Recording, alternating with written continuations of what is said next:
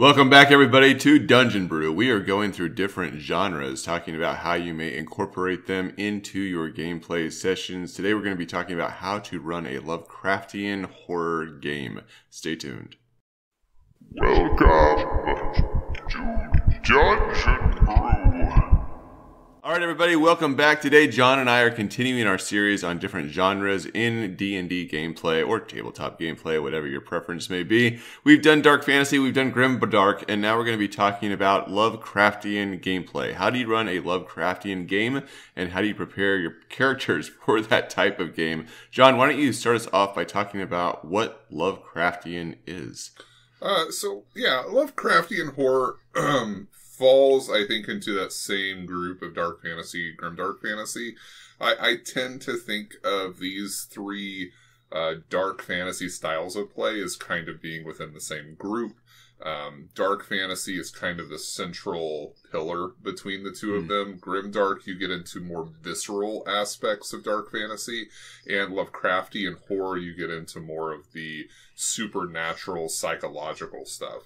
And if you remember in the previous videos, we talked about how dark fantasy deals with some supernatural elements. And we talked about things like werewolves and vampires and ghosts. The undead tend to fulfill that role. Lovecraftian gets into the weird stuff. So you're talking about tentacle monsters from across the stars, Cthulhu, that kind of thing. You can find a ton of this stuff online if you're not familiar with it. But D&D itself actually lends itself pretty well to some of those monsters. Things like Beholders and Illithid, Aboleths, all of those fall into that notion of just the strange and unique and terrifying because of what it is. Yeah, when I think of Lovecraft, which of course is named after H.P. Lovecraft, to kind of let people through his own type of imaginings of different conceptualizations of like fantastical creatures or cosmic creatures in some way. I kind of think of bizarro types of things where your characters are going into a world or having experiences with creatures, environments, situations that just don't make sense to them, and they're not supposed to make sense to them. Like, they're supposed to have this confusing aspect that's tied into it, which can be really frustrating for some characters when you're going into a gameplay and you just don't know what's going on.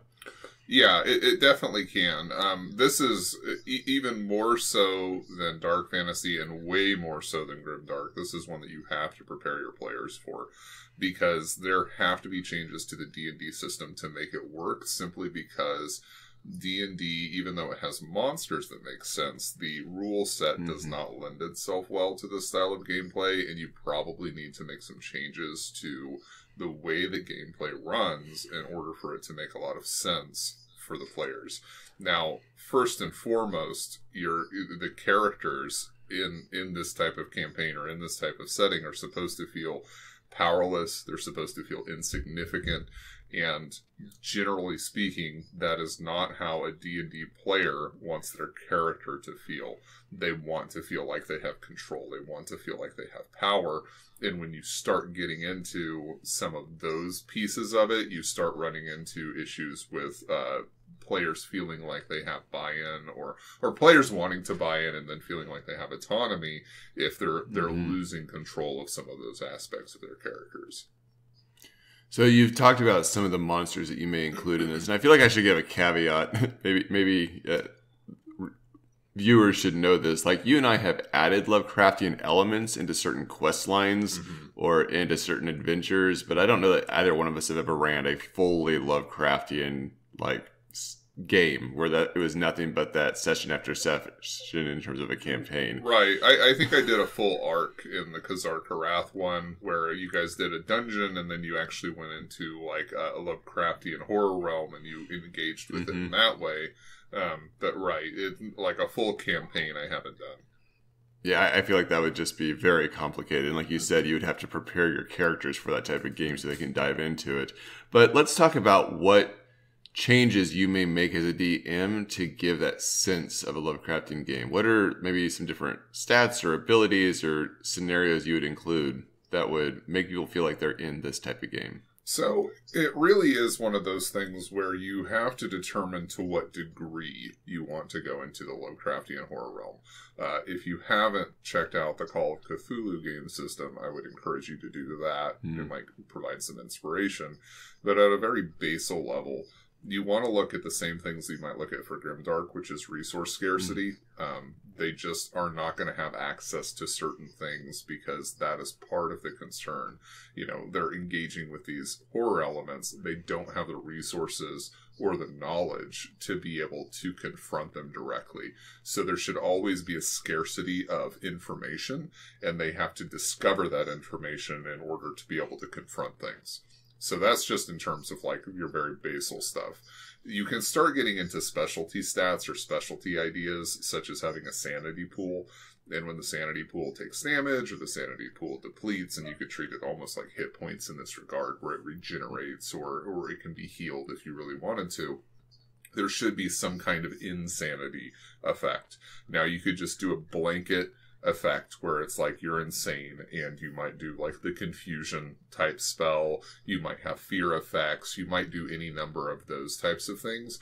You could also do something a little bit more intricate, and that's why I created my insanity chart, was basically for that exact purpose when I ran my arc in the Khazar Karath campaign, was that I wanted people to feel like when they lose control of their character, when they experience those heightened emotional states of terror or whatever, there is an effect associated with that. And I created an insanity chart that you guys had to roll on anytime that occurred.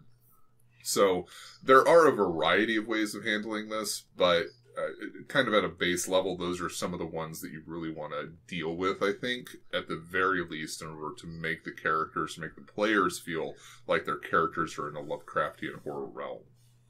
Yeah, and I think those are excellent concepts. One of the things that you said that really stood out to me, outside of course, including the insanity chart, is this idea that your characters aren't just going to inherently know what the knowledge is that they need to know to play the game. And I think that's probably one of the challenges of this type of gameplay. So you don't just get caught up with characters constantly rolling knowledge checks, trying to figure out what they know and figuring stuff out.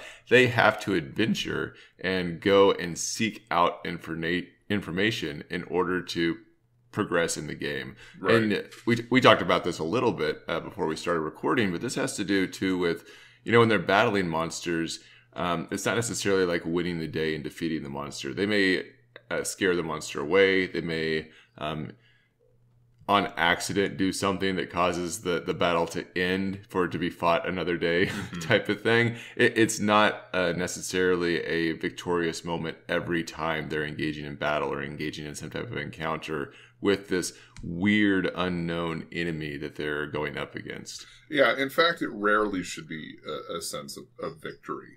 Most often you're going to get into what might be considered like chase scenes where the monster is pursuing and they're trying to flee it. They don't want to come in contact with it, because when they come in contact with it, they suffer damage to their sanity.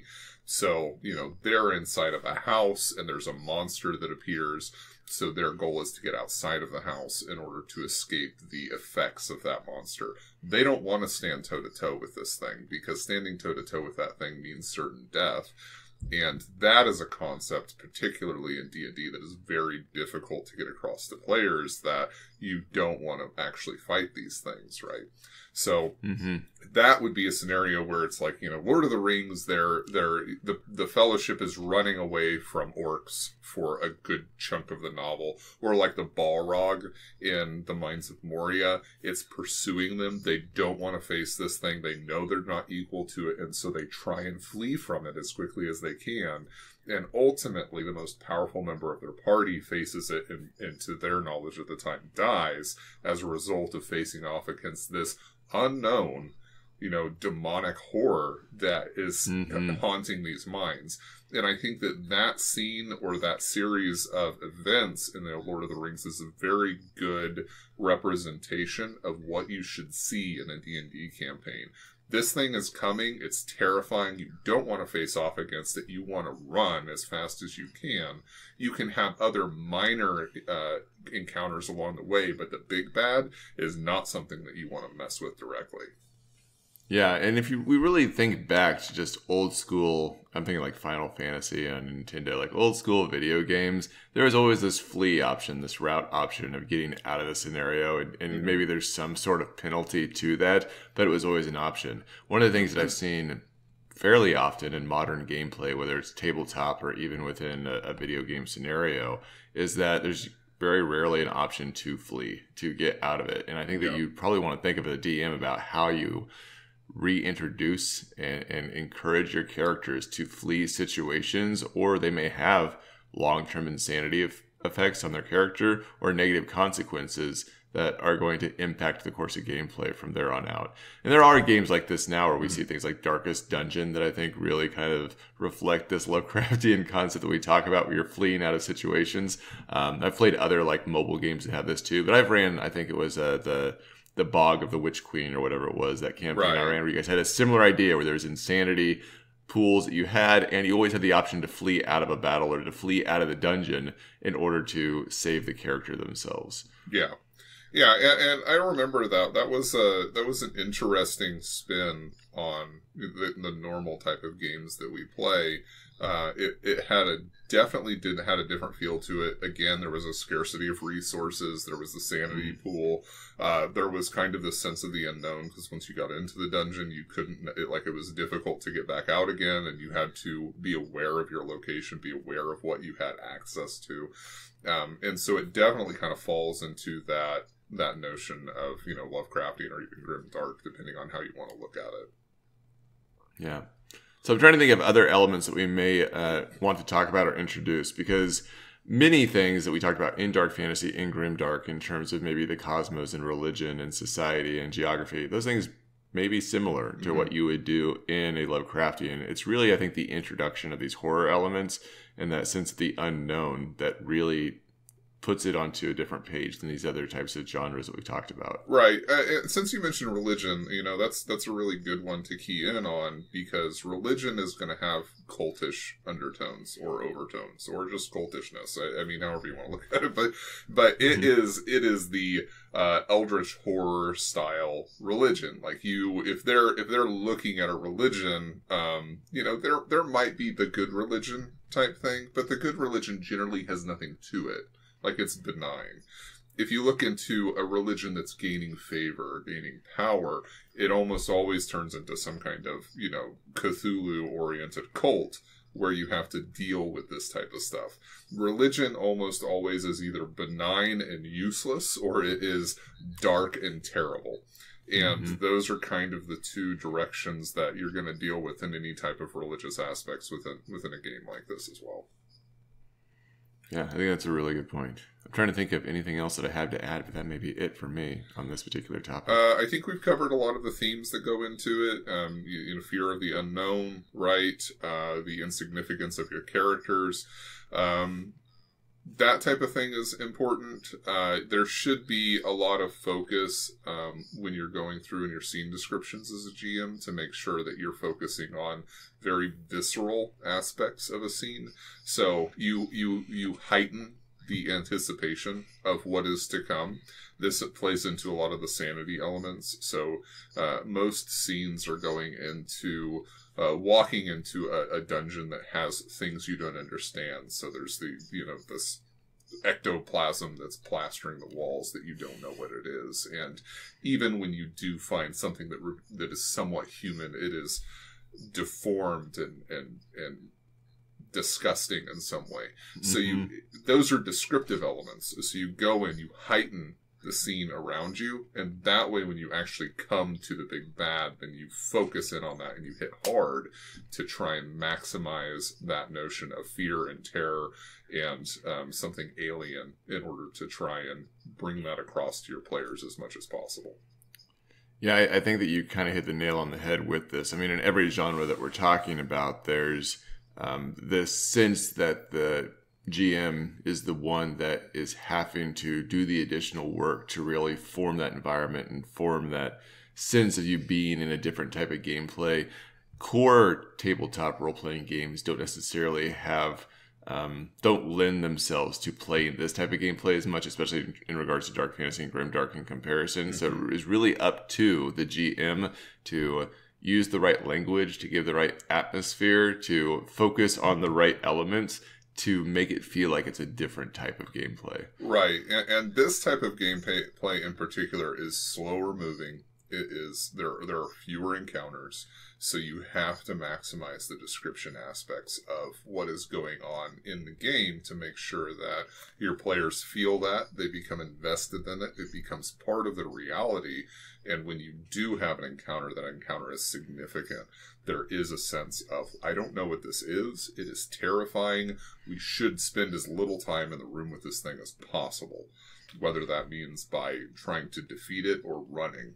And running should be the default option more often than not. All right, I hope this has been helpful for all of you in talking about Lovecraftian horror and gameplay, and we'll see you guys next week. Judge and Brew.